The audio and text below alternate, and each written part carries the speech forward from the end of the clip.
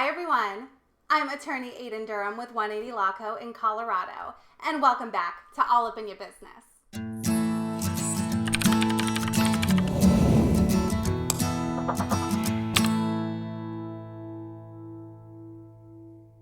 In this episode of All Up in Your Business, I'm going to explain how you can go about changing the name of your business. But first, don't forget to like, subscribe, and share, and check the description for links to additional information and resources.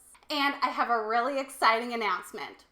We have merch now! That's right. Now you can show off your love of trademarks and support your favorite YouTube lawyer with exclusive products from our inherently distinctive line. I am rocking the inherently distinctive flowy women's tank, complete with Rocky logo on the back, of course. Or turn heads with our classic All Up in Your Business line featuring our AUIYB mascot, Rocky. What can be better than Rocky's face on your face? Or Rocky's ugly mug on your mug? I mean, come on. Scroll down or check the merchandise tab on my channel page to check it all out and start shopping. Okay, now on to changing your business name. There are a lot of reasons you might want to change the name of your business. Maybe you've grown tired of your business name, or you've changed the types of products or services that you offer and your business name no longer, really reflects what you're doing.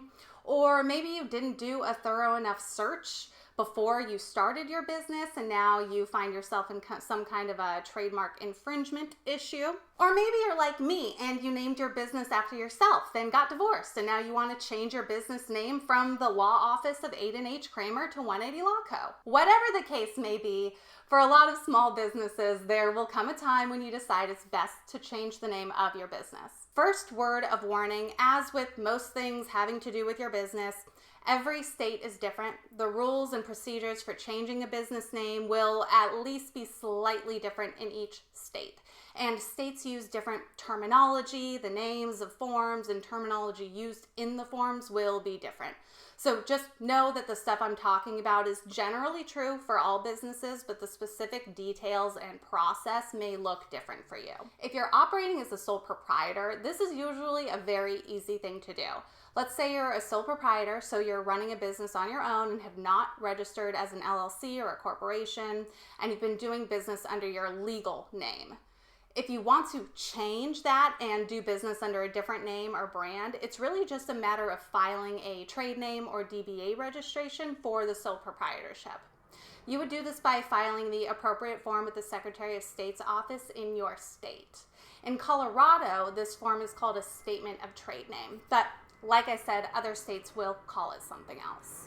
Or let's say you are already operating under a DBA or a trade name that's not your legal name. If you decide you want to do business under a different name, again, it's really just a matter of registering that new DBA or trade name. So just like with the first example, you would file a statement of trade name or whatever the form is called in your state. The only difference here is that you will then want to withdraw the previous trade name or DBA registration. The process is pretty similar if you have an LLC or a corporation and you're operating under a DBA or trade name. LLCs and corporations are permitted to operate under a name which is different from the name of the LLC or the corporation. Just like with sole proprietors, the LLC or corporation would file a statement of trade name to register the DBA. Then, if you want to later change that, you would file another statement of trade name to register the new DBA, then withdraw the previous registration. You can use this same approach if the LLC or corporation is not currently operating under a DBA. If you want to change the name that your business is operating under or your business's brand, you can do so by registering the DBA or trade name of the LLC. A few important things to note here. First, it's important to understand the difference between the entity's name and a DBA or trade name. A DBA does not actually change the name of the entity itself. A DBA means doing business as, so it quite literally means that the company is doing business as a different name. An LLC or corporation can have multiple DBA registrations. It's not like you're limited to just one. So when I say that a company can change its business name by registering a different DBA or trade name, I really mean that you can change the name that you're doing business under. proprietor, but you're not actually changing the name of your business. Second, the forms that you'll use may be different if you're registering a DBA for an entity versus registering it for a sole proprietorship. In Colorado, for example, we would use the statement of trade name of an individual form for a sole proprietor and the statement of trade name of a reporting entity for an LLC or a corporation. Again, the specific forms are going to be different in every state. The process is a little different if you're operating as an LLC or corporation and want to actually change the name of the entity itself. I mean, actually changing the registered name of the LLC or corporation, not changing or adopting a new DBA or trade name. First, we need to check the company's operating agreement or bylaws to see if there are any specific requirements or instructions or anything related to changing the company's name. For example, many LLC operating agreements will require that the members consent to the name change. If your company's operating agreement or bylaws address it, then you need to do whatever they say. Most often, they'll say something like, the company may conduct business under any name which the members determine, and there will be some kind of requirement for either a majority or a unanimous vote. If that's the case, then it is important to document that vote so you can easily demonstrate that you have complied with the operating agreement. This is typically accomplished with meeting minutes or a written consent in lieu of a meeting. Even if your LLC's operating agreement or corporate bylaws don't address the name issue, your state's laws most likely do. Every state will require some form of consent by the business's owners or officers in order to change the business's name. Check the description, by the way. I am going to link to a sample written consent in lieu of a meeting so you guys can get a better sense of what that is. So once we've got the consent portion out of the way, we can actually get to changing the name. We'll typically do this by amending the LLC's Articles of Organization or the corporation's Articles of Incorporation. This, by the way, is why the states require consent to change a business name. We're not just changing a name. We're changing the company's formative document which governs the entire existence of the company. In Colorado, we would file amended and restated Articles of Organization with the Secretary of State to change the name of an LLC. Again, the exact name of the form is going to be different in different states, but the idea is that you want to look for the one which allows you to amend the Articles of Organization or the Articles of Incorporation. Filing the amended Articles of Organization or Incorporation will affect the name change as far as the Secretary of State goes. You'll want to make sure you also amend your operating agreement or bylaws to reflect the new name as well. Anytime we talk about business names, we also have to talk about trademarks, of course. While it is relatively easy to change your business's name, it is not quite as easy when it comes to changing a trademark. You cannot change a trademark that's already registered with the United States Patent and Trademark Office. Really, you can't change a trademark at all. Very similar to DBAs, a trademark is not the registered name of the business. A trademark in this context is a name that your business is using, and a business can have multiple trademarks.